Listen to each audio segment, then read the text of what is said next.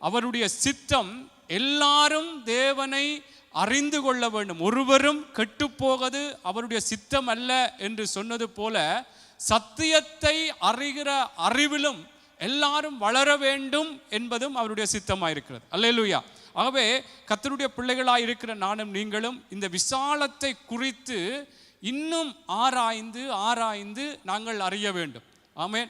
நாங்கள் ஒரு கிழமை அல்லது ஏதோ 6 மாதம் 8 மாதம் அறிந்தால் போதுமன்றல்ல, அல்ல இந்த வருஷத்திலே விசாலத்தின் ஆண்டு என்று சொல்லி இந்த ஆண்டு மாத்திரமல்ல, தொடர்ந்தும் இதை குறித்து நாங்கள் ஆராய நிச்சயமாய் இந்த விசாலத்தை குறித்த ஒரு ஆசீர்வாதத்துக்குள்ளாக கர்த்தர் எங்களை நடத்துகிற தேவனாயிருக்கிறார். ஆமென். ஆகவே பவுல் சொல்லுகிறார், நான் அடைந்தாயிற்று முற்றிலும் தேறினவன் ஆனேன் என்று எண்ணாமல். ஆமென். ஆகவே நாங்கள் எல்லாம் எங்களுக்கு தெரியும், இது விசாலத்தை குறித்த காரியங்கள் ஆராய்ந்த பகுதிகள், வேத பகுதிகள் எல்லாம் எங்களுக்கு போதும் என்று இல்லாதபடிக்கு, அதிலே நாங்கள் தேறிவிட்டோம் என்று இல்லாதபடிக்கு கர்த்தர் ஒவ்வொரு வாரத்திலும் நாங்கள் ஆராய்ந்து இன்னும் எப்படி அந்த விசாலத்தை கண்டுகொள்வதற்கு எப்படி தேவன் வைத்திருக்கிற வழிகள் என்ன, அதிலே என்னென்ன காரியங்கள் எங்களுக்கு எதிராக வரும் என்பதையெல்லாம் நாங்கள் பார்த்து கொண்டு வருகிறோம். ஆமென். அதனால்தான் நீதிமொழிகள் 25வது அதிகாரம் 2வது வசனம் இப்படியாக சொல்லுகிறது. நீதிமொழிகள் 25வது அதிகாரம் 2வது வசனம் இப்படி சொல்லுகிறது, காரியத்தை மறைப்பது தேவனுக்கு மேன்மை, காரியத்தை ஆராய்வதோ ராஜாக்களுக்கு மேன்மை. ஆமென். காரியத்தை மறைப்பது தேவனுக்கு மேன்மை, காரியத்தை ஆராய்வது ராஜாக்களுக்கு மேன்மை. அல்லேலூயா. அப்படி என்று சொன்னால் காரியங்கள், தேவனுடைய வெளிப்பாடுகள், கர்த்தருடைய வேதத்திலே எங்களுக்கு பல ஆவிக்குரிய சத்தியங்கள் மறைக்கப்பட்டிருக்கிறபடினாலே நாங்கள் அதை ஆராய்ந்து பார்க்க வேண்டும். ஆவிக்குரிய அந்த வெளிப்பாடுகளை, ஆவிக்குரிய நல்ல வழிகளை, தேவன் வைத்திருக்கிற ஒவ்வொரு காரியங்களையும் நாங்கள் ஆராய வேண்டும். அதுதான் ராஜாக்களுக்கு மேன்மை. அது ராஜாக்கள் என்று சொன்னால் ஏதோ உலகத்தில் இருக்கிற ராஜாக்கள் அல்ல, அதில் வெளிப்படுத்தலே சொல்லப்பட்டது எங்களை குறித்து தான் அந்த ராஜாக்கள் என்று சொல்லப்படுது. நீங்கள் பேதுரு புஸ்தகத்திலும் கூட அதை பார்க்கலாம். அங்கே நம்மிடத்திலே அன்பு கூர்ந்து தமது இரத்தத்தினாலே நம்முடைய பாவங்களற நம்மை கழுவி தம்முடைய பிதாவாகிய தேவனுக்கு முன்பாக நம்மை ராஜாக்களும் ஆசாரியர்களும் ஆக்கின அவருக்கு என்று சொல்லப்பட்டது போல, ராஜாக்கள் ஆகிய நாங்கள் தேவன் மறைத்து வைத்திருக்கிற வேத சத்தியங்களை அல்லது வெளிப்பாடுகளை தேவனுடைய பிள்ளைகளே நானும் நீங்களும் ஆராயும் பொழுது அது எங்களுக்கு மேன்மையை கொண்டு வரும், அது எங்களுக்கு ஆசீர்வாதத்தை கொண்டு வரும் என்று சொல்லி வேதம் இங்கே நீதிமொழிகளிலே சொல்லப்பட்டிருக்கிறது. ஆகவே நாங்கள் இதுவரைக்கும் அநேகர் வேதத்தை தனியே தியானிக்கிற பிள்ளைகளாகிய நாங்களும் கூட அதிகமாக இதை ஆராய்ந்து, வேதத்தை ஆராய்ந்து பார்க்க பல சத்தியங்கள் எங்களுக்கு இன்னும் ஒரு பலனாக மாறுகிறது. இன்னும் கர்த்தரை அண்டிக்கொண்டு கர்த்தரைக்குள்ளாக எங்களுடைய வாழ்க்கைகளை ஒப்பு கொடுப்பதற்கு ஏதுவாக இருக்கிறது. அது எங்களுக்கு ஒரு ஆசீர்வாதமாக இருக்கிறது. அதனால்தான் அங்கே அப்போஸ்தலர் புஸ்தகத்திலே நாங்கள் அடிக்கடி பார்க்கிற ஒரு வசனம், எப்படியாக அந்த பெரேயா பட்டணத்தார், இந்த அப்போஸ்தலர் புஸ்தகம் 17வது அதிகாரம் 10வது 11வது வசனத்தை நீங்கள் பார்க்கும் பொழுது அந்த பெரேயா பட்டணத்தார் அதிலே சொல்லப்படுகிறது, மனோவாஞ்சையாய் வசனத்தை ஏற்றுக்கொண்டு காரியங்கள் இப்படி இருக்கிறதா என்று தினந்தோறும் வேத வாக்கியங்களை ஆராய்ந்து பார்த்ததினால் தெசலோனிக்கேயில் உள்ளவர்களை பார்க்கிலும் நற்குணசாலிகளாக இருந்தார்களாம். ஆமென். ஆகவே தேவ பிள்ளைகளே, நான் அதுதான் ஏன் இதை சொல்கிறேன் என்றால், கர்த்தருக்குள்ளாய ஆண்டவருடைய வார்த்தைகளை இப்படி ஆராய்ந்து வேத படிப்புகளிலே நாங்கள் அறிந்து கொள்ளும்படியாய் வருவது எவ்வளவுத்துக்கு எங்களுக்கு பிரயோஜனம் என்பதற்காக இந்த காரியங்களை சொல்லுகிறேன். கர்த்தர் நிச்சயமாக ஒரு வார்த்தையிலே பல வெளிப்பாடுகளை நாங்கள் ஆராய எங்களுக்கு அந்த ஒரு வார்த்தையிலேயே பல சத்தியங்கள், பல வழிகள், தேவனுக்குள்ளான பல ஆசீர்வாதத்துக்குரிய காரியங்கள் இருக்கிறது. உங்களுக்கு தெரியும், ஒரு இளைய குமாரனுடைய உவமை பல விதங்களிலே பல கோணங்களிலே பல சத்தியங்களை அங்கே வெளிப்படுத்துகிறதை நாங்கள் பார்க்கிறோம், கேட்டிருக்கிறோம். அவை கர்த்தருடைய வார்த்தைகள் இப்படியாக வேதத்தின் ஆழங்கள், ரகசியங்கள், மறைப்பொருட்கள் என்று சொல்லப்படுகிறது. அவை இப்படி கர்த்தருடைய சத்தியங்கள், அவருடைய வழிகள், வெளிப்படுத்தல்களை ஆராய ஆராய நாங்கள் இதில் பார்த்தது போல இந்த பட்டணத்தார் எப்படியாக அந்த தெசலோனிக்கேயரிலே உள்ளவர்களை பார்க்கிலும் இவர்கள் நற்குணசாலிகளானார்கள். வேத வாக்கியங்கள் எப்படியாக இருக்கிறது என்று சொல்லி, காரியங்கள் இப்படி இருக்கிறதா, இப்படியாக சொல்லப்பட்டிருக்கிறதா, இப்படி என்று சொன்ன இந்த இப்படியான சூழ்நிலையில நான் எப்படி இருக்க வேண்டும் என்று சொல்லி கர்த்தருடைய வார்த்தைகளை ஆராய்ந்து ஆராய்ந்து பார்க்கும் பொழுது எங்களுக்குள்ளே ஒரு நல்ல சுபாவங்கள், நல்ல குணங்கள், நல்ல எங்களுடைய வாழ்க்கைகள் மாறுவதற்கு ஏதுவாக இந்த வார்த்தைகளை ஆராய்ந்து பார்க்கும் பொழுது ஏதுவாக இருக்கு. அதனால் தான் ரோமரிலே பார்க்கிறோம், எங்களுடைய மனம் புதிதாகிறதுனாலே மறுரூபமாகிறீர்கள் என்று சொல்லப்படுகிறது. ஆமென். தேவனுடைய நன்மையும் பிரியமும் சித்தமும் பரிபூர்ணமான சித்தம் இன்னதென்று நாங்கள் பகுத்தறியும் பொழுது தேவனுடைய பிள்ளைகளை எங்களுடைய மனங்கள் புதிதாகி மறுரூபம் அடைகிறது. அப்போ நாங்கள் வேதத்தை ஆராய்ந்து நாங்கள் பார்க்கும் பொழுது இன்னும் இன்னும் அதிகமாக கர்த்தருக்குள்ளாய் எங்களுடைய வாழ்க்கைகள் ஒரு ஆசீர்வாதமாக மாறுகிறது. அதுதான் நீதிமொழிகளில் சொல்லப்பட்டது போல, காரியத்தை மறைப்பது தேவனுக்கு மேன்மை, காரியத்தை ஆராய்வது எங்களுக்கு மேன்மை. ராஜாக்கள், தேவனுக்குள்ளாக நாங்கள் ராஜாக்களாக இருக்கிறோம். அல்லேலூயா. ஆகவே இந்த பட்டணத்தார் அப்படியாக அவர்கள் ஆராய்ந்து பார்த்ததினாலே எப்படி நற்குணசாலிகளாக மாறினது போலதான் சங்கீதக்காரனும் சொல்லுகிறார், உமது கட்டளைகளை ஆராய்கிறபடினாலே நான் விசாலத்திலே நடப்பேன் என்று சொல்லி சங்கீதக்காரன் சொல்லுகிறதை நாங்கள் பார்க்கிறோம். அல்லேலூயா. ஆகவே கர்த்தருடைய பிள்ளைகளே, நானும் நீங்களும் இன்னும் நாங்கள் இந்த வேத படிப்புகளில் மாத்திரமல்ல, அல்லது ஏதோ நாங்கள் கூடி வருகிற நேரங்களில் மாத்திரமல்ல, நாங்கள் தனியாக கூட வேதத்தை ஆராய்ந்து பார்க்கும் பொழுது நிச்சயமாக எங்களுக்கு ஒரு மேன்மையாகத்தான் இருக்கும், ஆசீர்வாதமாகத்தான் அது எங்களுக்கு அது மாறும். அல்லேலூயா, அல்லேலூயா. அதனைத்தான் சங்கீதக்காரனும் கூட இப்படியாக சொல்லுகிறார். சங்கீதம் 19:10-11 சென்ற கிழமையிலும் நாங்கள் சகோதரன் வாசித்த அந்த சங்கீத பகுதியிலே எப்படியாக சங்கீதக்காரன் சொல்லுகிறார் கர்த்தருடைய வார்த்தையை குறித்து. 19:10-11 வாசிப்போம். அல்லேலூயா. அவைகள் பொன்னிலும் மிகுந்த பசும் பொன்னிலும் விரும்பப்படத்தக்கதும் தேனிலும் தேன்கூட்டிலும் இருந்து ஒழுகும் தெளிதேனிலும் மதுரம் உள்ளதுமாய் இருக்கிறது. ஆமென். அன்றியும் அவைகளால் உமது அடியேன் எச்சரிக்கப்படுகிறேன், அவைகளை கைக்கொள்கிறதினால் மிகுந்த பலன் உண்டு. ஆமென், ஆமென். இதிலே சொல்லப்படுகிற எப்படி என்று சொன்னால், தேவனுடைய வார்த்தையை குறித்து அவைகள் பொன்னிலும் மிகுந்த பசும் பொன்னிலும் விரும்பப்படத்தக்கது ஒன்று, தேனிலும் தேன் கூட்டிலிருந்து ஒழுகும் தெளிதேனிலும் மதுரம் உள்ளதுமாய் இருக்கிறது கர்த்தருடைய வார்த்தைகள். இப்படி இருந்தாலும் இந்த வார்த்தைகளாலே நாங்கள் எப்படி எச்சரிக்கப்படுகிறோம் என்பதையும் வேதம் சொல்லுகிறது. கர்த்தருடைய வார்த்தை எங்களுக்கு நல்ல கேட்கும் பொழுது எங்களை ஆற்றுகிறதாய், தேற்றுகிறதாய், அரவணைக்கிறதாய், எங்களுடைய வாழ்க்கைக்கு ஒரு நல்ல ஒரு சந்தோஷத்தை கொடுக்கிறதா இருந்தாலும் சில வேளைகளில் அந்த வார்த்தைகள் தான் எங்களை எச்சரிக்கிறதாகவும் இருக்கிறது. ஆமென். ஆனால் அவைகளை நாங்கள் கைக்கொள்வது மிகுந்த பலன் உண்டு என்று சங்கீதக்காரன் அதை முடிக்கும் பொழுது சொல்ல, அவைகளை கை கொள்ளுகிறதுனால் மிகுந்த பலன் உண்டு.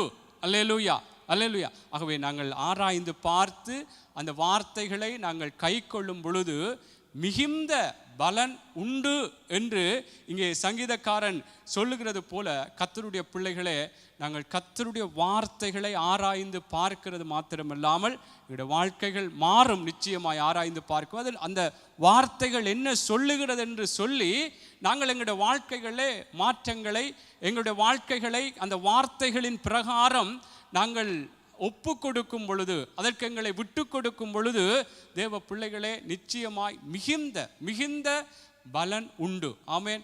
இந்த விசாலத்தின் ஆண்டிலே கர்த்தர் நிச்சயமாய் கர்த்தருடைய வார்த்தையை பிரத்யோகமாய் அறியும்படியாக நானும் நீங்களும் எவ்வளவுத்திற்கு எங்களுடைய நேரங்களை, இதிலே அந்த பெரேயா பட்டணத்தாரை குறித்து சொல்லப்பட்டது போல அவர்கள் கர்த்தருடைய வார்த்தையை எப்படி மனோவாஞ்சியாய் ஏற்றுக்கொண்டு, ஆமென், ஒரு விருப்பத்தோடு வாஞ்சியோடு கர்த்தருடைய வார்த்தையை ஆராய்ந்து பார்க்க வேண்டும் என்ற அந்த ஒரு எண்ணத்தோடு தேவ பிள்ளைகளை நாங்கள் ஆராய்ந்து பார்த்து அந்த வார்த்தைகள் என்ன சொல்லுகிற எச்சரிக்கலாம்.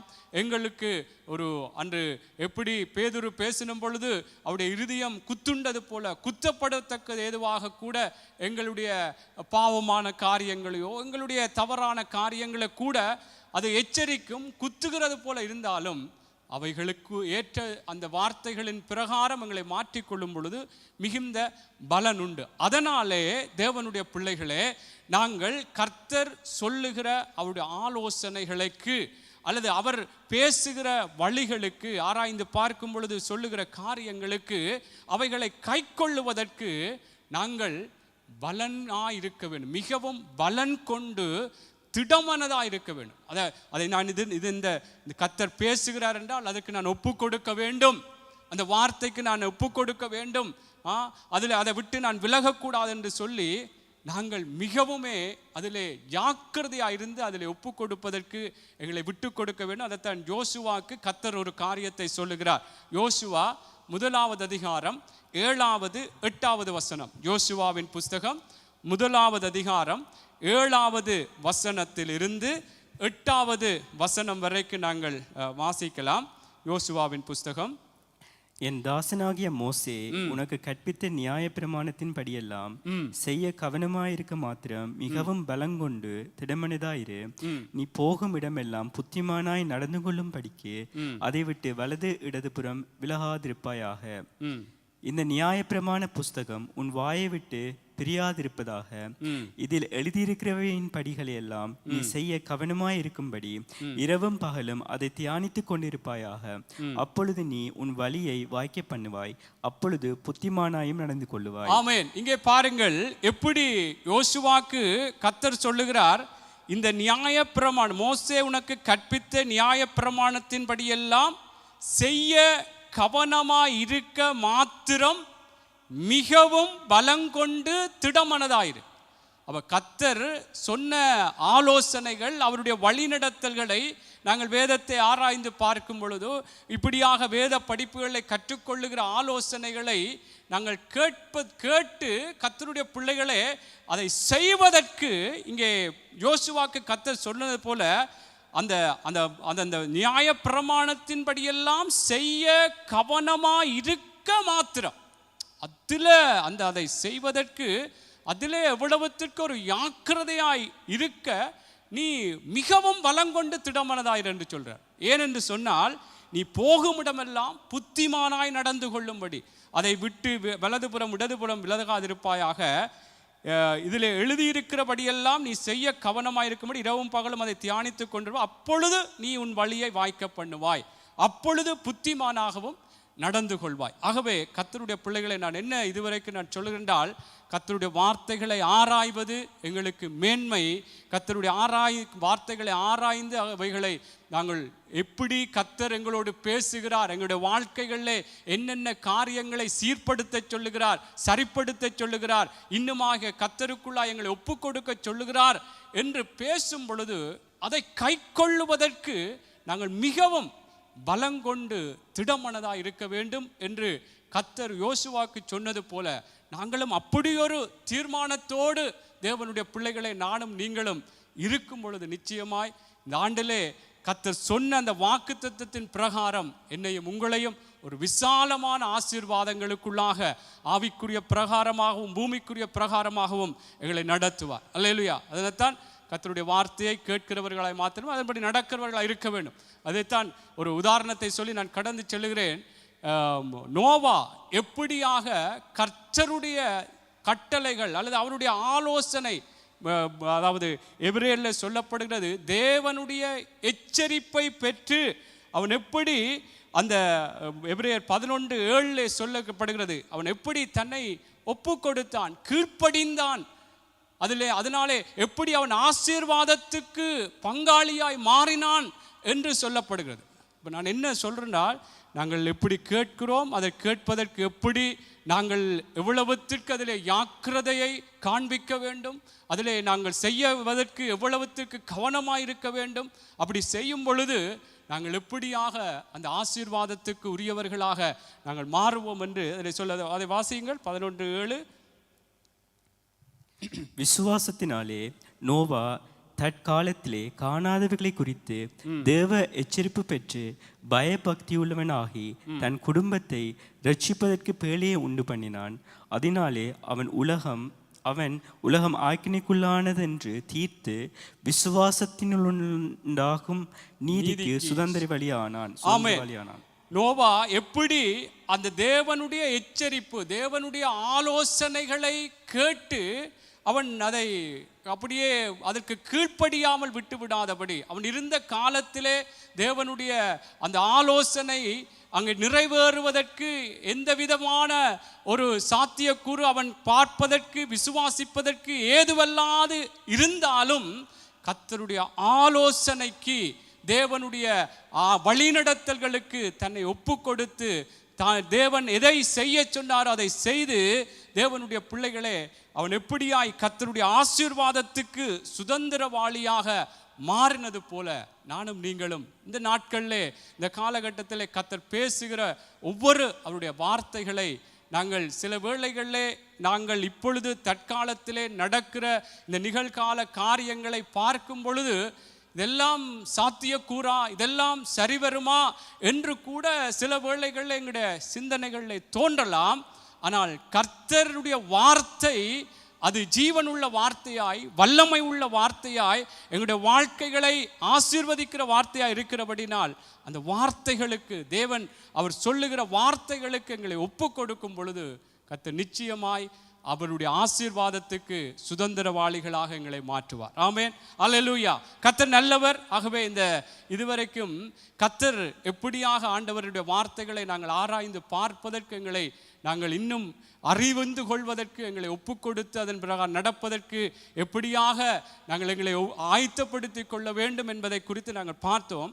நாங்கள் இந்த வசனத்தினால் உண்டாகும் விசாலம் இந்த தலைப்பின் கீழாக சென்ற வாரத்திலே நாங்கள் ஒரு காரியத்தை பார்த்தோம். இதுவரைக்கும் பல காரியங்களை பார்த்தோம். வசனத்தினால் எப்படி ஒரு விசாலத்தை நாங்கள் காண முடியும் என்று சொல்லி நாங்கள் சென்ற வாரத்திலே வசனத்தின் நிமித்தம், வசனத்தை குறித்து நாங்கள் இன்றைக்கு நாங்கள் பார்த்தது போல தேவன் எப்படி ஆசீர்வதிப்பார் என்ற காரியங்களை பார்த்தோம். ஆனால் வசனத்தின் நிமித்தம் அல்லது வசனத்துக்கு நாங்கள் ஒப்பு கொடுக்கும் பொழுது, அதன் பிரகாரம் நடக்கும் பொழுது அதற்கு எதிராக துன்பங்கள், உபத்திரவங்கள் வரும்.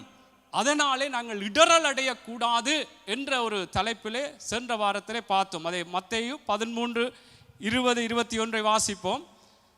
வசனத்தின் நிமித்தம் உபத்திரவம், துன்பம் உண்டாகும் பொழுது இடறல் அடையக்கூடாது. இதுதான் இந்த நாளிலும் கூட ஒரு இந்த வேத படிப்புக்கு ஒரு தலைப்பாக நாங்கள் பார்க்கலாம். சென்ற வாரத்திலும் அதைத்தான் நாங்கள் பார்த்தோம். அதனுடைய ஒரு தொடர்ச்சியாக இந்த வாரத்திலும் அதைத்தான் நாங்கள் பார்க்க போகிறோம். என்றால் வசனத்தை குறித்து நாங்கள் ஆராய்ந்து பார்த்து வசனம் எப்படியாய் சொல்லுகிறது, இப்படி நடந்தால் கர்த்தர் ஆசீர்வதிப்பார் என்று சொல்லி நாங்கள் அந்த ஒரே அந்த நோக்கத்திலே மாத்திரமல்ல, இந்த இடையிலே எப்படியான சில சத்ருவினுடைய எதிர்ப்புகள், பலவிதமான காரியங்கள் வரும் பொழுது நாங்கள் அந்த வசனத்திலே எப்படி நிலைத்திருக்க வேண்டும் என்றுதான் இந்த நாட்களிலும் நாங்கள் பார்க்கிறோம். வாசிப்போம். மத்தேயு 13:20-21. கற்பாறை இடங்களில் விதைக்கப்பட்டவன் வசனத்தை கேட்டு உடனே அதை சந்தோஷத்தோடு ஏற்றுக்கொள்கிறவன் ஆகிலும் தனக்குள்ளே வேறில்லாதவனாய் கொஞ்ச காலம் மாத்திரம் நிலைத்திருப்பான். வசனத்தின் நிமித்தம் உபத்திரவமும் துன்பமும் உண்டான உடனே இடலர் அடைவான். ஆமென். இங்கே பாருங்கள், இதிலே தேவனுடைய வார்த்தையை குறித்த ஒரு உவமை காரியங்கள் தான் இதிலே சொல்லப்படுகிறது. இதற்கு முன்பதாக எப்படி உலக கவலை, ஐஸ்வர்யத்தின் மயக்கம், எப்படி வசனம் பலன் கொடுக்காதபடிக்கு எப்படி அதை தடை பண்ணுகிறது போல, இந்த வசனமும் எப்படியா இதிலே சொல்லப்பட்டது போல, கற்பாறை இடங்களில் விதைக்கப்பட்டவன் வசனத்தை கேட்டு உடனே அதை சந்தோஷத்தோடு ஏற்றுக்கொள்கிறான். ஆகிலும் தனக்குள்ளே வேறில்லாதவனாய் கொஞ்ச காலம் மாத்திரம் நிலைத்திருப்பான். வசனத்தின் நிமித்தம் உபத்திரவமும் துன்பமும் உண்டானவுடனே இடறல் அடைவான். ஆகவே தேவனுடைய பிள்ளைகளே, கர்த்தருக்குள்ளாக தேவனுடைய வார்த்தைகளின் பிரகாரம் நாங்கள் ஒப்பு கொடுக்கும் பொழுது அதற்கு எதிராக துன்பங்கள் உபத்திரவங்கள் வரும் என்றுதான் வேதம் சொல்லுகிறது. அதனாலே நாங்கள் அந்த வசனத்தின் நிமித்தம் தானே நான் என்னை ஒப்பு கொடுத்தேன், வசனத்தின் நிமித்தம் தானே நான் இப்படியாக என்னுடைய வாழ்க்கையிலே சில காரியங்களை செய்தேன், ஏன் எனக்கு துன்பம், ஏன் எனக்கு உபத்திரவம், ஏன் எனக்கு எதிர்ப்பு, ஏன் எனக்கு போராட்டம், ஏன் எனக்கு இப்படியான சவால்கள் என்று சொல்லி நாங்கள் தேவனை முறுமுறுக்காதபடிக்கு, தேவனுக்கு எதிராய் கேள்விகள் கேட்காதபடிக்கு, நாங்கள் தேவனுக்கு விட்டு இடரலடைந்து விடாதபடிக்கு கர்த்தருக்குள்ளே நிலைத்திருக்கும் பொழுது கர்த்தருடைய பிள்ளைகளே, நாங்கள் அந்த விசாலத்தை கண்டுகொள்வதற்கு எங்களை கர்த்தர் நடத்துவார். அல்லேலூயா. உங்களுக்கு தெரியும் எப்படி எல்லாம். உதாரணமாக தேவன் நாங்கள் எங்களை ஆரம்பத்திலே, சிலருக்கு அந்த அனுபவங்கள் இல்லாமல் நான் சென்ற கிழமையிலும் சொல்லியிருந்தேன், நாங்கள் ஆண்டவராக இயேசு கிறிஸ்துவை அறிந்து அவரை நாங்கள் எங்களுடைய தெய்வமாக ஏற்றுக்கொண்டு அவருடைய வழிகளுக்கு எங்களை ஒப்பு கொடுத்து நாங்கள் எங்களுடைய வாழ்க்கைகளை அவருக்குள்ளாக மாற்றும் பொழுது எப்படியாக சிலர் குடும்பத்தில் இருந்து கூட எதிர்ப்புகள் வந்திருக்கும். எங்களுடைய கிராமங்கள் அல்லது எங்களுடைய சொந்தங்கள் எங்களை ஒதுக்கி வைத்திருப்பார்கள். பலவிதமான அவமானப்படுத்தத்தக்கதான பேச்சுக்கள், பலவிதமான காரியங்களை நாங்கள் கேட்டிருப்போம். சிலருக்கு அந்த அனுபவங்கள் இருக்காது. சிலரை அந்த ஊராரே ஒதுக்கி வைத்து எப்படியான ஒரு எதிர்ப்புகளுக்குள்ளாக நடத்தப்பட்ட விடயங்களை கூட நாங்கள் பார்க்க. இதெல்லாம் ஆண்டவருக்குள்ளாக அவருடைய வசனத்தின் நிமித்தம், அவரை ஏற்றுக்கொண்டதன் நிமித்தம், அவருக்குள்ளா எங்களுடைய வாழ்க்கைகளை மாற்றும்படியாய் ஒப்பு கொடுத்ததன் நிமித்தம் கர்த்தருடைய பிள்ளைகளே, துன்பங்கள், சில உபத்திரவங்கள், எதிர்ப்புகள் இப்படி வரும் பொழுது நாங்கள் இடரல் அடைந்து விடக்கூடாது. ஏன் எனக்கு இப்படி வந்துட்டது, நான் ஏன் ஆண்டவரை இப்படி ஏற்றுக்கொண்டான், ஆண்டவரை ஏன் இப்படி எதிர்ப்புகளை காரியங்களை உண்டுவாக்குவார் என்று சொல்லி நாங்கள் இடரல் அடையக்கூடாது. அல்லேலூயா. இதே போல கர்த்தருடைய பிள்ளைகளை நாங்கள் ஆண்டவருக்குள்ளாக வளர்ந்து சரி இதிலே ஒரு முதிர்ச்சி அடைந்து அடுத்த கட்டமாக நாங்கள் ஆண்டவருக்குள்ளாக தேவனை குறித்து நாங்கள் அவரை அறிவிக்கிற பிள்ளைகளாக தேவனுடைய சுவிசேஷத்தையோ அல்லது எங்களுடைய சகோதர சகோதரிகளுக்கு கர்த்தருடைய வார்த்தைகளின் பிரகாரம் அவர்களுக்கு ஒரு ஆலோசனைகளை சொல்ல, அல்லது புதிய ஜனங்களுக்கு இயேசு எப்படிப்பட்டவர், எப்படியாக உங்களை ரட்சிக்கிறவர், அவர் எப்படியான மீட்பர் என்று சொல்லி மற்றவர்களுக்கு அறிவிக்கும் பொழுது கூட இது எல்லாரும் அறிந்திருக்கிறபடியும் எவ்வளவு எதிர்ப்பு, எவ்வளவு துன்பம், எவ்வளவு உபத்திரவங்களை சந்தித்திருக்கிறார்கள். ஆகவே கர்த்தருடைய பிள்ளைகளை சில வேளைகளே நாங்கள் சரி இந்த நாட்களில் கூட எங்களுடைய சபைக்கு வருகிற சகோதரங்களுக்கு கூட சில வேளைகளில் ஆண்டவருக்குள்ளாக ஏதாவது அவர்களை உற்சாகப்படுத்தி சகோதரனை ஏன் சேர்ச்சுக்கு வரையில, அல்லது இப்படியெல்லாம் இது செய்யக்கூடாது என்று சொன்னால் எப்படி சில வேளைகள் எங்களை எதிர்த்து பேசி எங்களை ஒரு துன்பப்படுத்தும்படியா எங்களுடைய மனம் நோவத்தக்கதாக பல வார்த்தை பிரயோகங்களை சொல்வதை கூட நாங்கள் கேட்டிருக்கிறோம், அனுபவித்திருப்பீர்கள். ஆகவே கர்த்தருடைய பிள்ளை நான் என்ன சொல்லுனால், வசனத்தின் நிமித்தம் என்ற நாங்கள் வசனத்தின் நிமித்தம் தான் ஒரு காரியத்தை செய்ய போகிறோம் அல்லது ஒருவருக்கு சொல்ல போகிறோம். ஆனால் அதன் நிமித்தம் துன்பப்படுத்தத்தக்கதான, உபத்திரவப்படத்தக்கதான, பலவிதமான எங்களுடைய மனம் நோகடிக்கத்தக்கதான பல காரியங்கள் வரும். ஆனால் இந்த வேளையில் நாங்கள் இடரல் அடையக்கூடாது. அதைத்தான் நான் சொல்லுகிறேன். வசனத்தின் நிமித்தம் நாங்கள் இப்படியான செயற்பாடுகளுக்குள்ளே போகல நாங்கள் நிலை தடுமாறி கர்த்தருக்குள்ளாக வழி விலகி நாங்கள் அவரை விட்டு போகாதபடி நாங்கள் ஜாக்கிரதையாக இருக்க வேண்டும். ஆமென். இதே போல எங்களுடைய வாழ்க்கையில பல தேவனுக்குள்ளான அவருடைய வார்த்தையின் பிரகாரம் ஒரு தாழ்மையாக இருக்க வேண்டும், சகித்திருக்க வேண்டும், பொறுமையாக இருக்க வேண்டும், இப்படி பல அன்பாக இருக்க வேண்டும், மன்னிப்பு, இதெல்லாம் எங்களுடைய வாழ்க்கையிலே இந்த வார்த்தைகளுக்கு ஒப்பு கொடுக்கும் பொழுது இதற்கு எதிராய் பலவிதமான போராட்டமான சூழ்நிலைகள் என்றால் அந்த வார்த்தையின் பிரகாரம் நாங்கள் வாழும் பொழுது நாங்கள் அதிலே நிற்காதபடிக்கு நாங்கள் அந்த ஒரு நல்ல சகிப்புத்தன்மை உடையவர்களாக, ஆவியிலே ஒரு எளிமை உள்ளவர்களாக நாங்கள் இருக்க முடியாதபடிக்கு அதற்கு எதிராக துன்பங்களோ அல்லது உபத்திரவங்களோ போராட்டங்களோ எதிர்ப்புகளோ வரும் பொழுது நாங்கள் என்ன செய்யக்கூடாது? மாமிசத்திலே எழும்பி எந்த விதத்திலுமே தேவனுடைய பிள்ளைகளே நாங்கள் செயற்படக்கூடாது. இது அதாவது கர்த்தருடைய பிள்ளைகள் நாங்கள் இதிலே எங்களை ஒப்பு கொடுக்கிறோம், சில வேளைகளை தவறுகிறோம். சில சூழ்நிலைகள் வரும் பொழுது நாங்கள் எங்களை எப்படியாக அந்த சூழ்நிலைக்கு ஏற்ற பிரகாரம் வசனத்தின் நிமித்தம் நாங்கள் எங்களுடைய வாழ்க்கைகளை ஒப்பு கொடுக்காதபடிக்கு அந்த வேளையிலே வசனத்தின் பிரகாரம் நடக்காமல் எங்களுடைய மாமிசத்திலே பேசும்படியாக அல்லது எங்களுடைய மாமிசத்திலே நடக்கும்படியாக நாங்கள் செயற்பட்டிருக்கிறோம். ஆகவேதான் நான் என்ன திருப்ப சொல்லுகிறேன்றால், நானும் நீங்களும் கர்த்தருடைய வார்த்தையின் நிமித்தம் எங்களை நாங்கள் ஒப்பு கொடுக்கிறோம். அதன் நிமித்தம் எங்களுக்கு எதிரான சில துன்பங்கள், உபத்திரவங்கள், போராட்டங்கள், எதிர்ப்புகள் வரும். அதனாலே நாங்கள் இடரல் அடையக்கூடாது. நாங்கள் கர்த்தருடைய சத்தியங்களை சொல்லும் பொழுது கூட சில வேளைகளிலே ஆண்டவருடைய வார்த்தைகளை இந்த இடத்துல இருந்து கர்த்தருக்குள்ளாக சொல்லி ஒரு எச்சரிப்பின் வார்த்தைகளை அல்லது ஒரு மற்றவர்கள் சீர்படுவதற்கு ஏதுவான வார்த்தைகளை சொன்னால் சில வேளைகளில் நானே அதை அனுபவித்திருக்கிறேன். நான் போய் முடிந்த பிற்பாடு கதைக்கும் பொழுது சிலருடைய முகங்கள் நல்லபடியாக இருக்காதபடிக்கு அவர்களுடைய அந்த எதிர்ப்பின் காரியங்களை நான் பார்த்திருக்கிறேன். ஆகவே நான் என்ன சொல்கிறேன்னால், நான் பெருசென்றில்லை, எனக்கும் சேர்த்துத்தான் நான் கர்த்தருடைய வார்த்தையை எப்பொழுதுமே நான் உள்வாங்கிக் கொள்வதுண்டு. நான் என்ன சொல்லுகிறேன்னால், சத்தியத்தின் நிமித்தம் துன்பங்கள் வரலாம், உபத்திரவங்கள் வரலாம், நாங்கள் அதிலே நிலைத்திருக்க வேண்டும். ஆமேன். அதனால தான் பவுல் சொல்லுகிறார், சத்தியத்தை சொன்னதினாலே சத்துருவா என்று சொல்லிடுறார். ஆமேன். மற்றவர்களுக்கு சத்தியத்தை சொல்லி இப்படி நட, இப்படியா காரியங்களை செய்யுங்கள் என்று சொல்லும் பொழுது அவர்கள் எங்களுக்கு எதிராக கூட பேசலாம். அப்படியான அனுபவங்கள் எனக்கு கிடைத்திருக்கிறது. அதனாலே உங்களுக்கும் கிடைத்திருக்கலாம். அதனாலே தேவனுடைய பிள்ளைகளே, நாங்கள் வசனத்தினாலே விசாலத்தை காண இப்படியான உபத்திரவங்கள், இப்படியான எதிர்ப்புகள் வரும் பொழுது நாங்கள் நிலைத்திருக்க வேண்டும். நாங்கள் அவருக்குள்ளாக எப்பொழுதுமே பலமாக இருக்க வேண்டும். நாங்கள் சென்ற வாரத்திலே சில உதாரணங்களை பார்த்தோம். வசனத்தின் நிமித்தம் உபத்திரவம், துன்பம், சில எதிர்ப்புகள் வந்த பொழுது எப்படி பலமாக இருந்தார்கள், அதிலே தேவனை விட்டு விலகாதபடிக்கு அல்லது தேவனுக்குள்ளாக அவர்களுடைய வாழ்க்கைகளை எப்படி அவர்கள் அமைத்து கொண்டார்கள் என்று சொல்லி 2 பேரை குறித்து நாங்கள் பார்த்தோம்.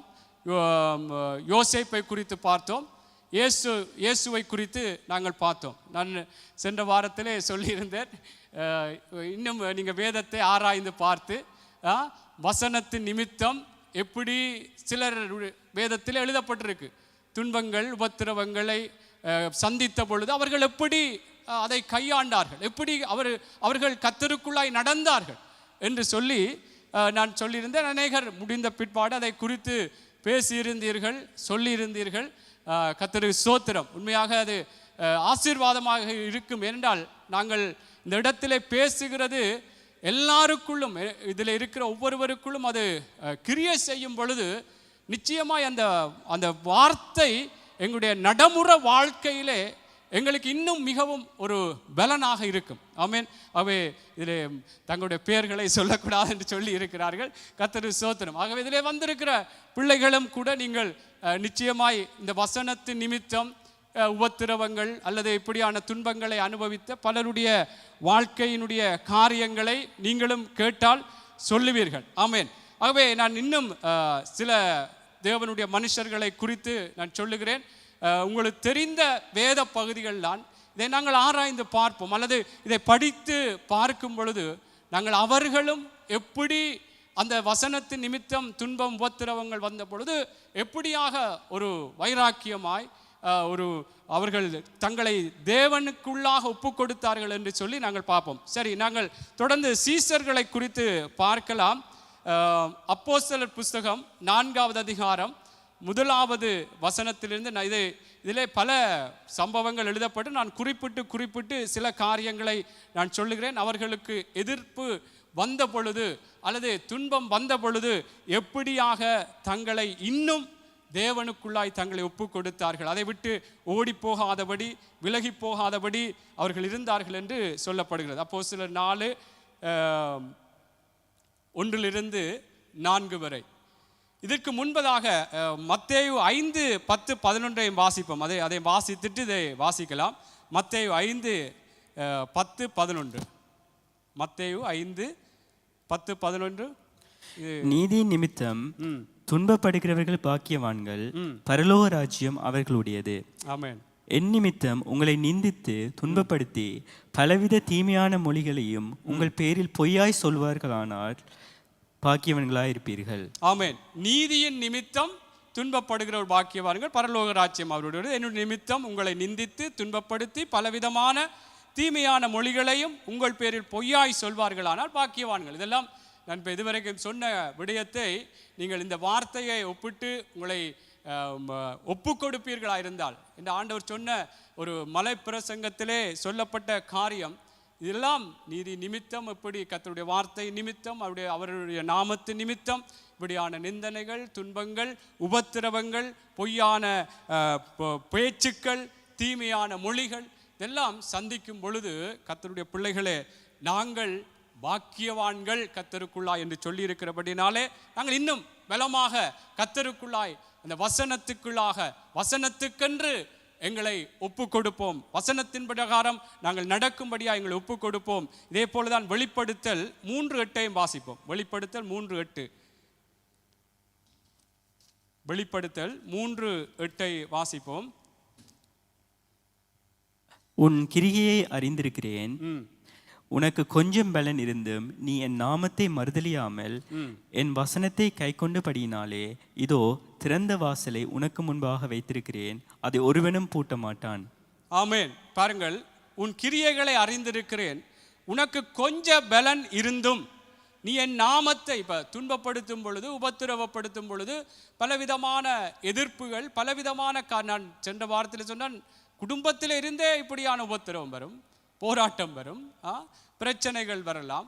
ஆனாலும் தேவனுடைய பிள்ளைகளை அப்படியான பிரச்சனைகள், போராட்டங்களை சந்திக்கும் பொழுது எங்களுடைய பலன் கொஞ்சம் குன்றி போகும்.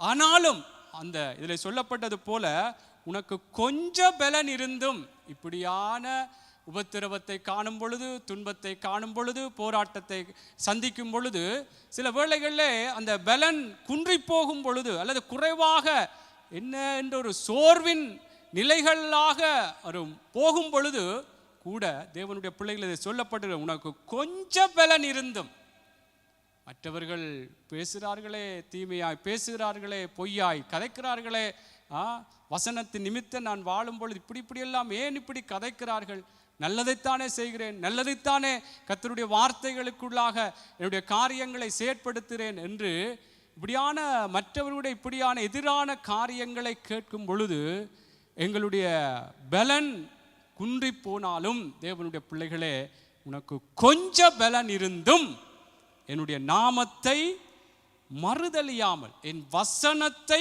கை கொண்டபடியினால், ஆமென், வசனத்தை கை கொண்டபடினால். அப்ப ஆண்டவருடைய வார்த்தையை கர்த்தருடைய பிள்ளைகளே நாங்கள் எந்த நேரத்திலும் எங்களுடைய ஜீவன் போகிற அளவுக்கு கூட காரியம் வந்தாலும் கொஞ்சம் பலன் என்று சொல்லும் பொழுது இதிலேயே வேதத்திலே பல சம்பவங்கள் தேவனுடைய மனிதர்களை குறித்து நாங்கள் பார்க்க முடியும். எப்படி அவர்கள் கொஞ்சம் பலன் இருந்த அந்த நேரத்திலும் எதிரான சூழ்நிலைகள் தான் வந்தது, போராட்டம் தான் வந்தது, உபத்திரவம் தான் வந்தது. ஆனாலும் அந்த வசனம் கர்த்தருக்குள்ளாக கர்த்தர் இப்படி சொல்லி இருக்கிறார், அதனாலே நான் இல்லை அவரைத்தான் நான் நம்புவேன், அவரைத்தான் நான் என்னுடைய வாழ்க்கைக்கு என்னுடைய வாழ்க்கையை ஒப்பு கொடுப்பேன். உங்களுக்கு தெரியும், ஜோபுவை குறித்து தெரியும், எப்படி முதலாவது அவனுடைய சொத்து பிள்ளைகள் அழிக்கப்பட்டார்கள். அதற்கு பிற்பாடு அவனுடைய சரீரம் எவ்வளவுத்துக்கு வேதனைப்படுத்தப்படும். ஆனாலும் அவனுக்கு கொஞ்சம் பலன் இருந்தும் கர்த்தர் கொடுத்தார், கர்த்தர் எடுத்தார், கர்த்தருக்கே ஸ்தோத்திரம் என்று சொல்லி அதில் எப்படி அவனுடைய வாயினாலே பாவம் செய்யவில்லை என்று அதில் சொல்லப்படுகிறது. அந்த 1-2 அதிகாரத்தில் நீங்கள் பார்க்கும் பொழுது. ஆகவே தேவனுடைய பிள்ளைகளே, கொஞ்சம் பலன் இருந்தும் அவருடைய நாமத்தை மறுதலியாமல். ஆமென். அதுதான் முக்கியம். வசனத்தின் நிமித்தம் துன்பம் வரலாம், என்ன முதல் ஆசீர்வாதம் வரும், எல்லாம் வசனத்தை கை கொள்ளுங்கள் என்று சொல்லுங்க. பிறகு துன்பம் வரும், இப்படி போராட்டம் வரும், உபத்திரம் வரும். அதுலேயும் அப்படி வரைக்க கொஞ்சம் பலன் குன்றி போகும். பலவிதமான காரியங்கள் வரும் பொழுது எப்படியாக ஒரு தளர்வு நிலைகள் வரும். ஆனாலும் அவருடைய நாமத்தை மறுதலியாமல், அவருடைய நாமத்தை மறுதலியாமல் அவருடைய வார்த்தையை கை கொண்டபடியினால் உனக்கு முன்பாக திறந்த வாசலை வைக்கிறேன். ஹல்லேலூயா. திறந்த வாசலை அங்கே வைத்திருக்கிறேன், அதை ஒருவனும் பூட்ட மாட்டான். ஆமென். அவங்க கர்த்தருடைய பிள்ளைகளை, இதெல்லாம் ஆண்டவருடைய வார்த்தையின் பிரகாரம் எங்களை சில வேளைகளில் எங்களுடைய நடைமுறை வாழ்க்கையிலே எங்களுடைய வேலை இடங்களில் இவைகளை சந்திக்கலாம்.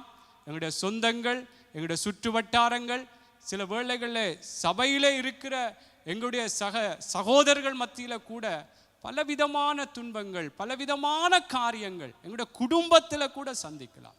ஆனால் கர்த்தருடைய வார்த்தையின் பிரகாரம் நாங்கள் என்ன எப்படி வாழ வேண்டுமோ அதிலே நாங்கள் எங்களை ஒப்பு கொடுத்தவர்களாக, நாங்கள் அவருக்குள்ளாக அவரை மேன்மைப்படுத்தி உயர்த்தி வாழும் பொழுது கர்த்தர் எங்களை உயர்த்துவார். அல்லேலூயா, அல்லேலூயா, அல்லேலூயா.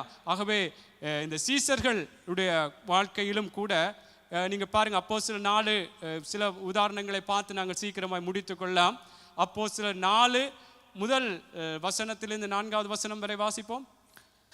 அவர்கள் ஜனங்களுடனே பேசிக்கொண்டிருக்கையில் ஆசாரியர்களும் தேவாலயத்து சேனை தலைவனும் சதுசேயரும் அவர்களிடத்தில் வந்து, அவர்கள் ஜனங்களுக்கு உபதேசிக்கிறதினாலும் இயேசுவை முன்னிட்டு மரித்தோரிலிருந்து உயிர்த்தெழுதலை பிரசங்கிக்கிறதினாலும் சினம் கொண்டு அவர்களை பிடித்து சாயங்காலமான இருந்தபடியால் மறுநாள் வரைக்கும் காவலில் வைத்தார்கள். வசனத்தை கேட்டவர்களில் அநேகர் விசுவாசித்தார்கள். அவர்கள் தொகை ஏறக்குறைய 5000 இருந்தது. ஆமென். பாருங்கள், இதிலே என்ன முக்கியமாய் அவர்கள் ஜனங்களோட பேசிக்கொண்டிருக்கிற ஆசாரியர்களும் தேவாலயத்து சேனை தலைவனும் சதுசேயரிடத்தில் வந்து அவர்கள் ஜனங்களுக்கு உபதேசிக்கிறதுனாலும் இயேசுவை முன்னிட்டு மரித்தோரிலிருந்து உயிர்த்தெழுதலை பிரசங்கிக்கிறதுனாலும் சினம் கொண்டு கோபம் கொண்டு அவர்களை பிடித்து சாயங்காலமாக இருந்தபடினால் மறுநாள் வரைக்கும் காவலிலே வைத்தார்கள் என்று சொல்லி இதிலே நாங்கள் பார்க்கிறோம். இதிலே ஆண்டவருக்குள்ளாக பல அற்புதமான காரியங்கள் நடந்தது.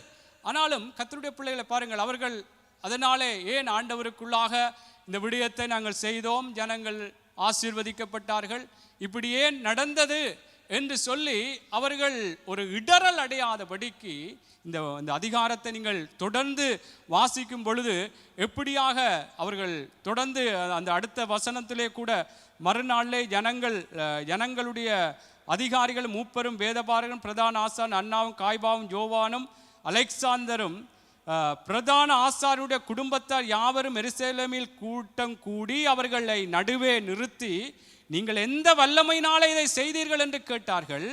அங்கே அதற்கு பாருங்கள், பேதுரு பரிசுத்தாவியினாலே நிறைந்து அவர்களை நோக்கி எப்படி கர்த்தருக்குள்ளாய் கர்த்தருடைய காரியங்களை அவர்களை எப்படியாக பிடித்து காவலில் வைத்து அதிலே சொல்ல நாங்கள் மேலே பார்த்தது போல எப்படியாக அவர்களை ஒரு கோபப்பட்டு காரியங்களை செய்தாலும் அவர்கள் ஆண்டவருடைய வார்த்தையை தைரியமாய் சொல்வதிலே, வசனத்தின் பிரகாரம் அவருடைய வாழ்க்கைகளை ஒப்பு கொடுப்பதற்கு தங்களை தேவனுடைய பிள்ளைகளை எந்த சூழ்நிலையிலும் அவர்கள் தங்களை ஒரு தளர்வுக்குள்ளே போக விடவில்லை. நீங்கள் இதற்கு பிற்பாடு நீங்கள் பார்க்கும் பொழுது அவர்களை அங்கே காவலில் வைத்தார்கள், கொண்டே சிறையிலே அடைத்தார்கள் என்று நாங்கள் பார்க்கிறோம். கர்த்தர் மீண்டும் அந்த சிறைச்சாலையிலிருந்து விடுவித்து மீண்டுமாக அவர்கள் கர்த்தருக்குள்ளாக தைரியமாய் ஆண்டவருடைய காரியங்களை சொன்னதை குறித்து நாங்கள் வேதத்திலே தொடர்ந்து வருகிற காரியங்களை நீங்கள் பார்க்கும் பொழுது அதிலே சொல்லப்படுகிறது. இதே போல அடுத்த அதிகாரத்திலும் 5வது அதிகாரத்திலும் கூட அந்த அனனியா சப்ராளுடைய காரியங்களை அங்கே அதிலே ஆண்டவருடைய அற்புதமான காரியம், பொய் சொன்னதினாலே எப்படி அவர்களுடைய மரணம் இருந்தது, அதனாலே கர்த்தருக்குள்ளாய் அநேகர் தேவனு பயந்து கர்த்தருக்கு ஒப்பு கொடுத்தார்கள் என்ற வேத பகுதிகள் எல்லாம் அதிலே சொல்லப்பட்டாலும் பிற்பாடும் அவர்களை பிடித்து அவர்களை இதை இப்படியெல்லாம் செய்யக்கூடாது என்று சொல்லி பயமுறுத்தி அவர்களுக்கு எதிராக காரியங்களை செய்த பொழுதிலும் கர்த்தருடைய பிள்ளைகளே அதில் சொல்லப்படுது அவங்களை அடித்தார்கள் என்று கூட சொல்லப்படுகிறது. அடித்த பொழுதிலும் அதை சந்தோஷமாக ஏற்றுக்கொண்டு அந்த வார்த்தையை மாத்திரம் நான் வாசிக்க விரும்புகிறேன். இந்த 4-5வது அதிகாரத்தை இங்கே வாசிப்பீர்கள் என்றால் எப்படி ஆண்டவருடைய வார்த்தையின் நிமித்தம் அவர்களுடைய வாழ்க்கையிலே பலவிதமான எதிர்ப்புகள், துன்பங்கள், உபத்திரவங்களை சந்தித்தார்கள்.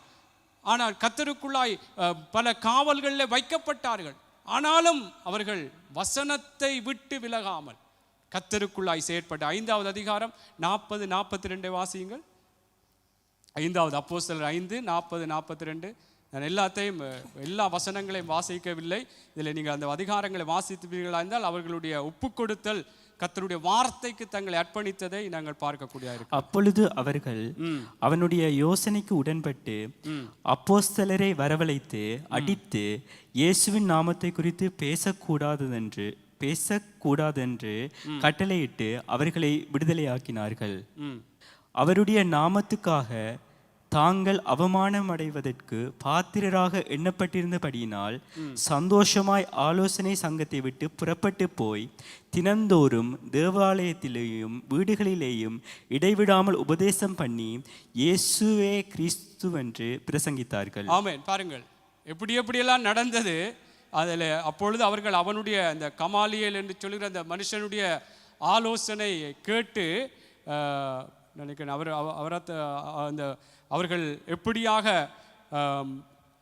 அதில் எழுதப்பட்ட 30 அப்பொழுது சகல இனங்களாலும் கணம் பெற்ற நியாயஸ்திரியாகிய கமாலியேல் என்னும் பெயர் கொண்ட ஒரு பரிசேயன் ஆலோசனை சங்கத்தில் எழுந்திருந்து அப்போஸ்தலரை சற்று நேரம் வெளியே கொண்டு போய் சொல்லி இவங்களுக்கு எதிராக நீங்கள் செயற்படக்கூடாது என்று சொல்லி அந்த சதுசேயர் அந்த பிரதான ஆசாரியர்களுக்கு ஒரு ஆலோசனை சொன்னது நிமித்தம்தான் தேவனுடைய பிள்ளைகளே அவர்கள் அவனுடைய யோசனைக்குட்பட்டு அப்போஸ்தலரை வரவழைத்து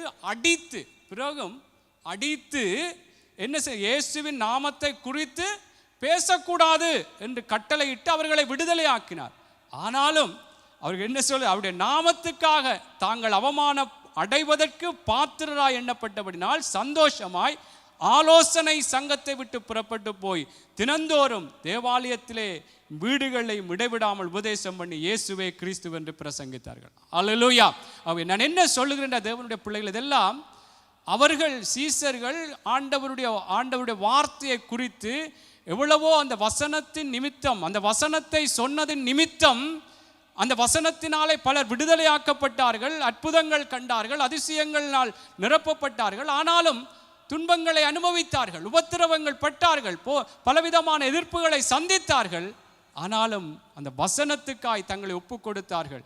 இப்போ இவங்களுடைய ஆசீர்வாதம் எப்படி நீங்கள் பார்க்கும் பொழுது எப்படியாக அந்த 12 அப்போஸ்தலர்களும் அங்கே பரலோகத்திலே எப்படி அங்கே தேவனுக்கு முன்பாக ஒரு நியாயம் விசாரிப்பதற்கு ஏதுவாக அவர்களுடைய வாழ்க்கைகள் ஆசீர்வாதமாக இருந்தது என்ற பல காரியங்களை வேதத்திலே நாங்கள் பார்க்கக்கூடிய இருக்கிறது.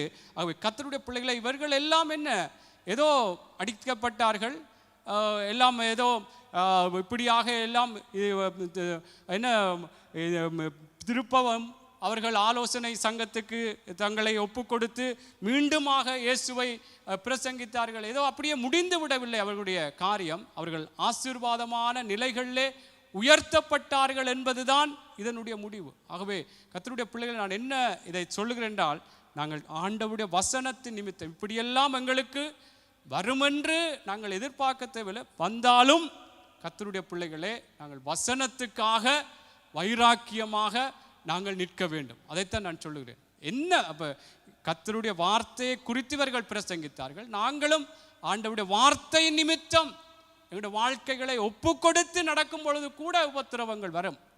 எதிரான பேச்சுக்கள், பொய்யான காரியங்கள், பலவிதமான அந்த வார்த்தையிலே நாங்கள் நிலைத்திருக்காதபடிக்கு தான் காரியங்கள் வரும். ஆகவே நாங்கள் தேவ பிள்ளைகளே நாங்கள் நிலைத்திருக்க வேண்டும். கர்த்தருடைய வார்த்தை எங்களை உயிர்ப்பிக்கும். கர்த்தருடைய வார்த்தை எங்களை கீழாக்காமல் மேலாக்கும். ஆமேன். எங்களை வாளாக்காமல் எங்களை எப்படியாக தலையாக்கும் என்று சொல்லப்பட்டது போல எங்களை அப்படியான ஒரு உயர்வான நிலைக்குள்ளே தான் நடத்தும். ஆமேன்.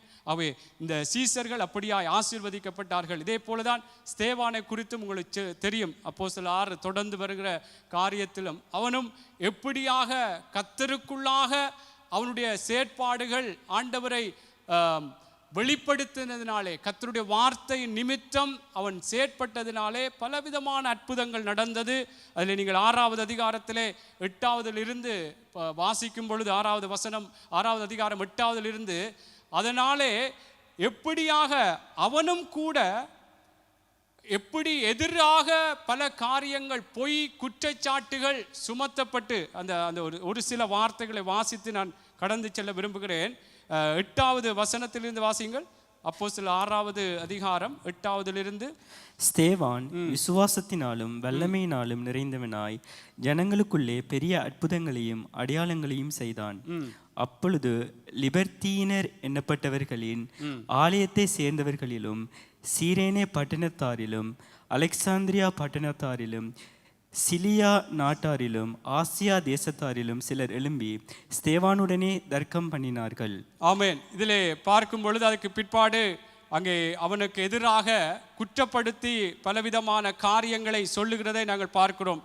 அங்கே அதில் சொல்ல அப்பொழுது அவர்கள் 11 மோசேக்கும் தேவனுக்கும் விரோதமாக இவன் தூசண வார்த்தைகளை பேச கேட்டோம் என்று சொல்லும்படியாக மனுஷரை ஏற்படுத்தி பாருங்கள், அவர்கள் ஏற்படுத்துகிறார்கள். இவன் இப்படி இயேசுவுக்கு விரோதமாய் மோசேக்கு விரோதமாய் தேவனுக்கு விரோதமாய் தூசண வார்த்தைகளை பேச கேட்டோம் என்று சொல்லும்படியாய் மனுஷரை ஏற்படுத்தி ஜனங்களை மூப்பரையும் வேத பாரகரையும் எழுப்பிவிட்டு அவன் மேல் பாய்ந்து அவனை பிடித்து ஆலோசனை சங்கத்தாருக்கு முன்பாக இழுத்து கொண்டு போய் பொய்ச்சாட்சிகளையும் நிறுத்தினார்கள்.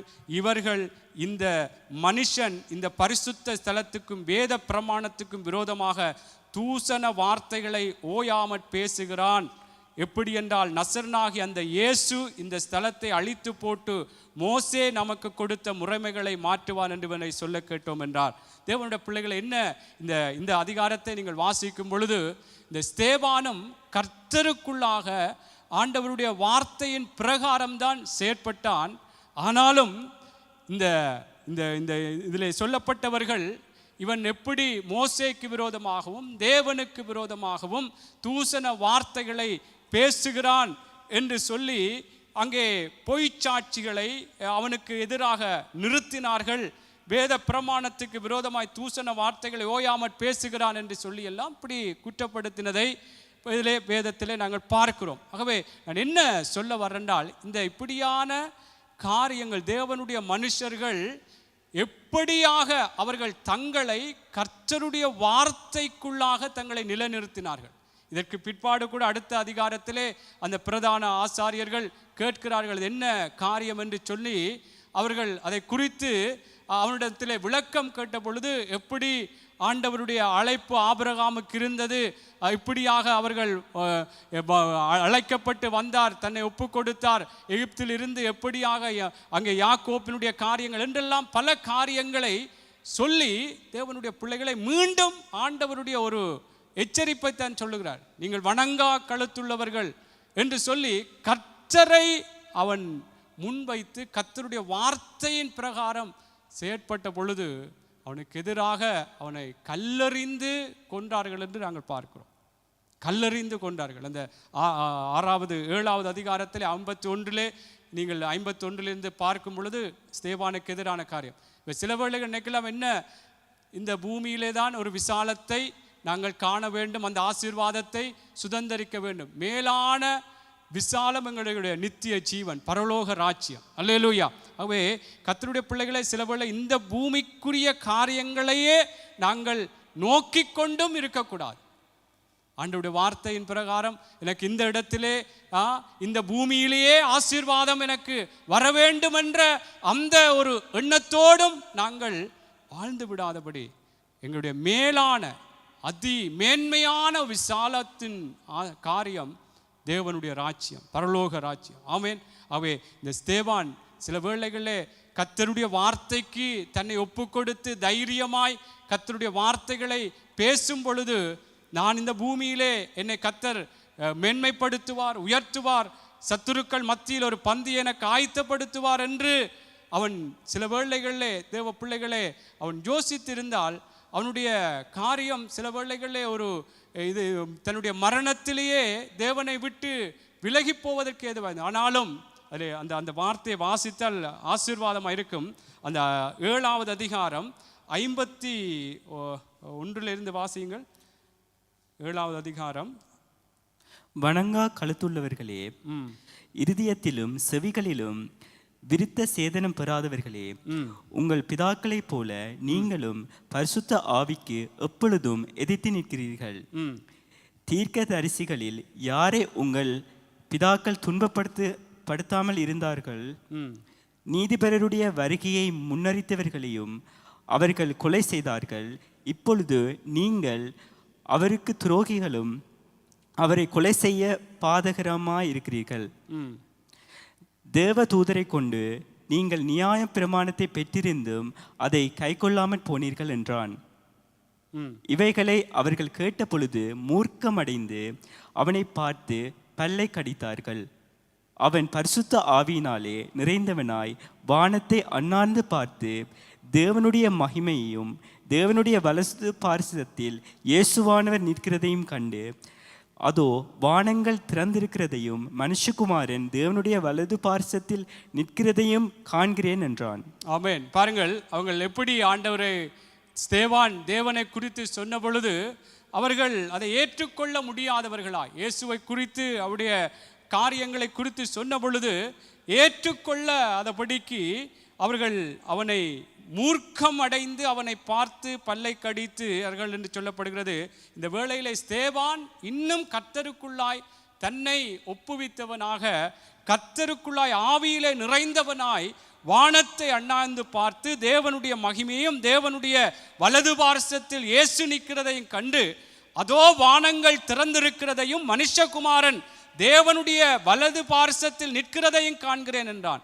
அப்பொழுது அவர்கள் உரத்த சத்தமாய், இன்னும் பாருங்கள், ஆண்டவரை குறித்து சொல்ல சொல்ல அவங்க என்ன அடுத்த கட்டமாக உரத்த சத்தமாய் கூக்குரலிட்டு தங்கள் காதுகளை அடைத்து கொண்டு ஒருமனப்பட்டு அவன் மேல் பாய்ந்து அவனை நகரத்துக்கு புறம்பே தள்ளி அவனை கல்லெறிந்தார்கள். சாட்சிக்காரர் தங்கள் வஸ்திரங்களை கழற்றி சவுல் எண்ணப்பட்ட ஒரு வாலிபனுடைய பாதத்தை நெருங்க வைத்தார்கள். அப்பொழுது கர்த்தராகி இயேசுவே என் ஆவியை ஏற்றுக்கொள்ளும் என்று ஸ்தேவான் தொழுதுகொள்ளையில் அவனை கல்லெறிந்தார்கள். அவனோ முழங்காட்படியிட்டு, ஆண்டவரே, இவர்கள் மேல் இந்த பாவத்தை சுமத்தாதிரும் என்று மிகுந்த சத்தமிட்டு இப்படி சொல்லி நித்திரை அடைந்தான். கர்த்தருடைய பிள்ளைகளே, நான் என்ன இதிலே ஒரு பயமுறுத்தல் அல்லது இது ஏன் இப்படியும் இருக்கிறதா என்ற ஒரு எண்ணம் எங்களுக்குள்ளே வரக்கூடாது. வசனத்தின் நிமித்தம் ஆமென், சில வேளைகளில் இந்த பூமியிலே எங்களுடைய ஜீவன் எடுக்கப்படும் என்ற அந்த அளவு வந்தால் கூட அந்த வார்த்தைக்காக எங்களை ஒப்பு கொடுக்க வேண்டும். என்றால் விசாலம் என்று சொல்லும் பொழுது தேவனுடைய பிள்ளைகளை, இஸ்ரவேல் ஜனங்களை அங்கே ஆண்டவர் அழைக்கும் பொழுது அங்கே நலமும் விசாலமான பாலும் தேனும் ஓடுகிற அந்த கானான் தேசத்தை உங்களுக்கு கொடுப்பேன் என்று சொல்லி அவர் அழைத்து வந்தது போல எங்களுக்கும் தேவனுடைய பிள்ளைகளே, தேவன் அந்த பரலோக ராஜ்யம், நலமும் விசாலமான அந்த பரலோக ராஜ்யம், அது மேன்மையான ஒரு விசாலத்தின் ஆசீர்வாதம். அல்லேலூயா. அவை இம்மைக்காக மாத்திரம் நாங்கள் கர்த்தரிடத்திலே நம்பிக்கை உள்ளவர்களாக இருக்கக்கூடாது. ஆமென். இந்த பூமியிலும் கர்த்தர் ஆசீர்வதிப்பார். அநேகர் ஆசீர்வாதத்தை நாங்கள் அனுபவித்து கொண்டுதான் இருக்கிறோம்.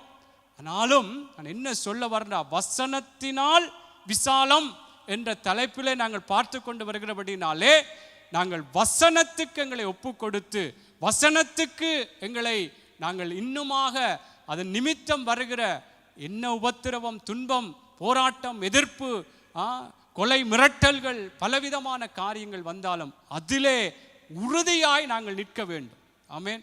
இந்த ஸ்தேவான் கர்த்தருக்குள்ளே நிறுத்தி அடைந்தான், ஆனால் கர்த்தருடைய அந்த ராஜ்யத்துக்குள்ளே பிரவேசித்தான். அல்லேலூயா. வசனத்தின் நிமித்தம் இப்படியான துன்பங்களை, போராட்டங்கள் வரும் பொழுது நாங்கள் இடறல் அடையக்கூடாது. அல்லேலூயா.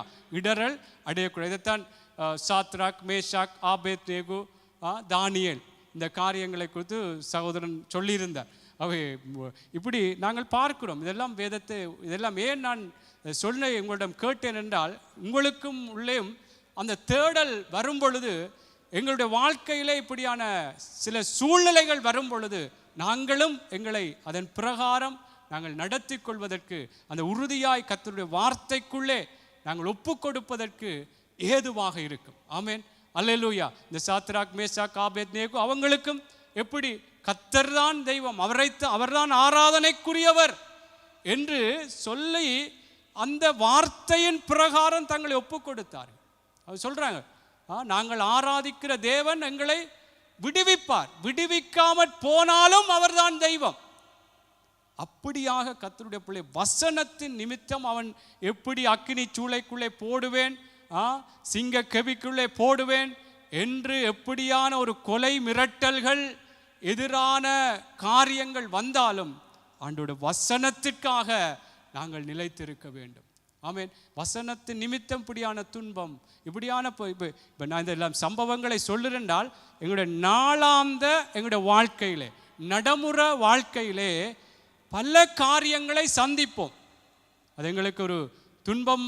வசனத்தின் நிமித்தம் நாங்கள் நிலைத்திருக்காதபடிக்கு, அந்த வசனத்தின் நிமித்தம் நாங்கள் எங்களை ஒப்பு கொடுக்காதபடி பலவிதமான துன்பங்கள், ஒரு உபத்திரவங்கள் வரும் பொழுது, அதில் ஏதாவது மாம்ச பிரகாரமாய் செய்துவிடலாம், மாமிச பிரகாரமாக ஏதாவது பேசிவிடலாம் என்று எங்களுடைய மாமிசம், எங்களுடைய மனசும் சொல்லும்.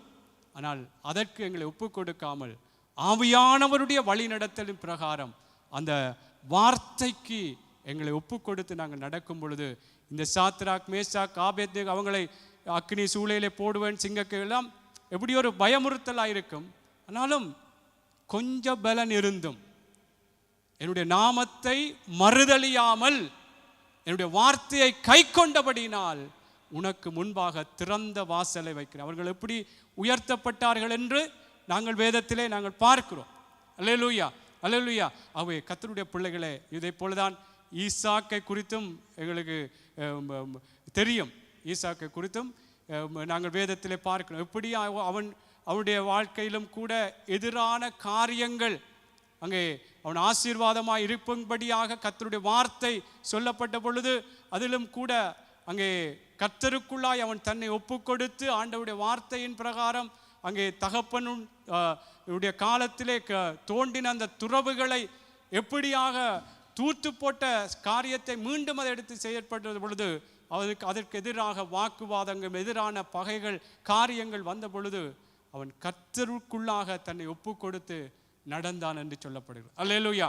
நான் என்ன சொல்ல வருகின்றால், வசனத்தின் நிமித்தம் இதெல்லாம் சில வேளைகளில் பெரிய பெரிய காரியங்கள் இப்படியெல்லாம் சில வேளை நாங்கள் சந்திப்போமா, அல்லது இதற்கெல்லாம் எங்களுக்கு அவ்வளவுத்துக்கு இந்த காரியங்களிலே நாங்கள் போய் சந்தித்து இப்படியான பிரச்சனைகள், இப்படியான உபத்திரவங்களை நாங்கள் கண்டுகொள்வதற்கு ஏதுவில்லை என்று சொன்னாலும், நான் சொல்கிறேன், எங்களுடைய நாளாந்த வாழ்க்கையிலே வசனத்தின் நிமித்தம், அது குடும்பத்தில் இருந்து வரலாம், சபையில் இருந்து வரலாம், நாங்கள் வாழ்கிற சுற்று வட்டாரங்களில் இருந்து வரலாம், எங்களுடைய சொந்தங்கள் மத்தியில் வரலாம், நாங்கள் பழகிற நண்பர்கள் மத்தியில் வரலாம்.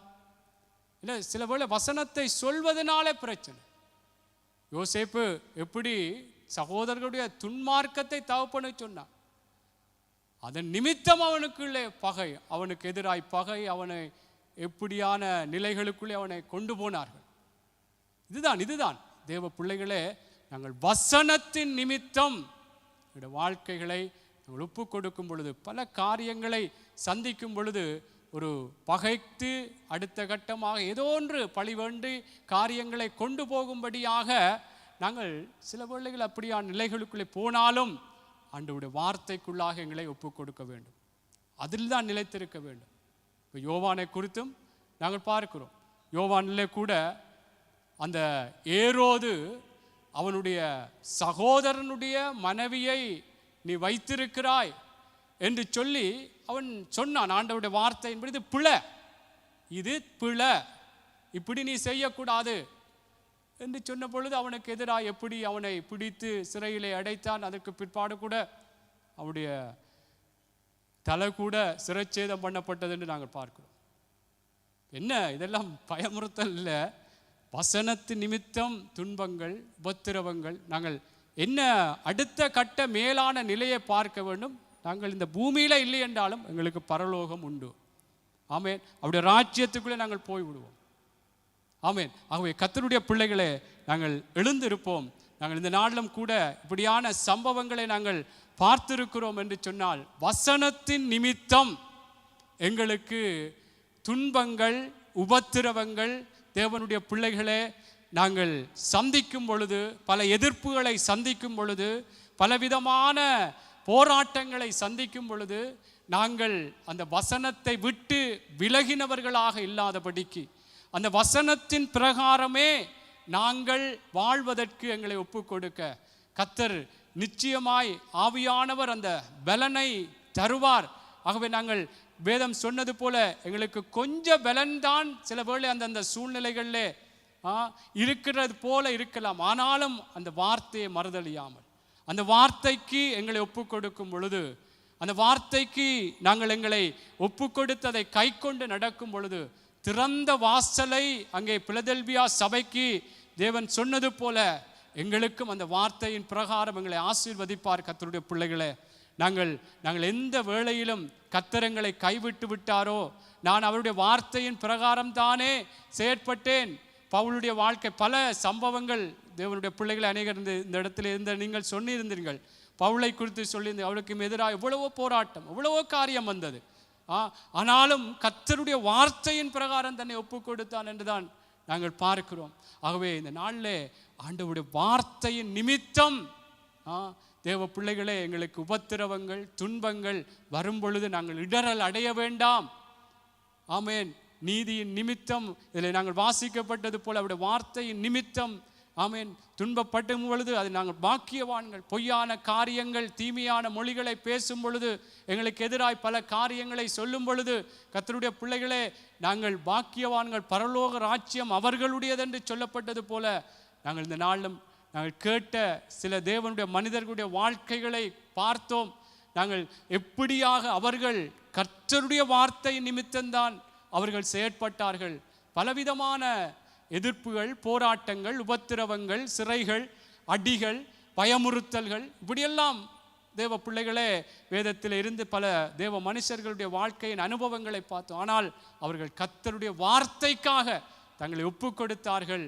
கர்த்தருடைய ஆசீர்வாதமான நிலைகளுக்குள்ளே, அந்த விசாலமான ஆசீர்வாதத்துக்குள்ளே, பூமிக்குரிய பிரகாரமாகவும் ஆமேன் அங்கே எப்படியாக ஒரு ஆவிக்குரிய பிரகாரமாகவும் தேவனுடைய பிள்ளைகளை அவர்கள் ஒரு ஆசீர்வதிக்கப்பட்டார்கள், பரலோக ராஜ்யத்தை சுதந்தரித்தார்கள் என்றெல்லாம் நாங்கள் பார்த்தது போல இந்த நாளும் எங்களை ஒப்பு கொடுப்போம். ஆண்டவர் பலன் தரும்.